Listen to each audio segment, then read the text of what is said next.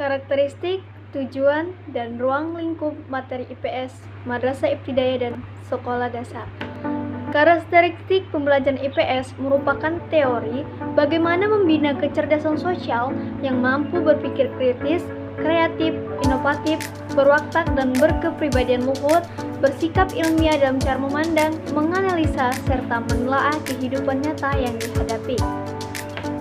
Karakteristik materi IPS Sekolah Dasar dan Madrasah Ibtidaiyah adalah 1. IPS berusaha mempertautkan teori ilmu dengan fakta atau sebaliknya. Yang kedua, penelaahan dan pembahasan IPS tidak hanya dari satu bidang disiplin ilmu saja, melainkan bersifat komprehensif atau meluas dari berbagai ilmu sosial. Yang ketiga, mengutamakan peran aktif siswa melalui proses belajar agar siswa mampu mengembangkan berpikir kritis, rasional, dan analitis.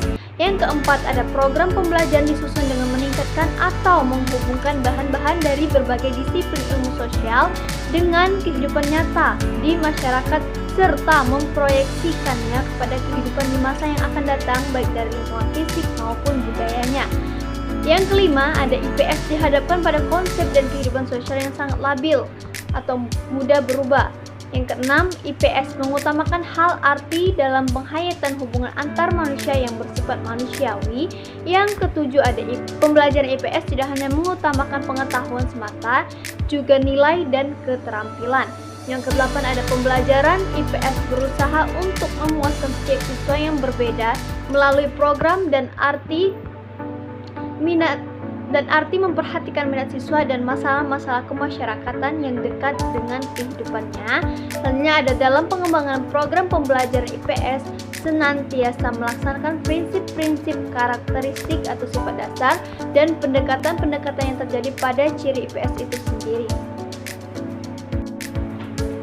Tujuan mempelajari materi IPS menurut Saprea, tujuan pembelajaran materi IPS adalah 1. Membina peserta didik agar mengembangkan pengertian, pengetahuan berdasarkan data generalisasi, serta konsep ilmu tertentu maupun yang bersifat interdisipliner, komprehensif dari berbagai cabang ilmu sosial. Yang kedua, membina agar peserta didik mampu mengembangkan dan mempraktikkan keanekaragaman, keterampilan studi, kerja, dan intelektualnya secara pantas dan tepat sebagaimana diharapkan ilmu-ilmu sosial.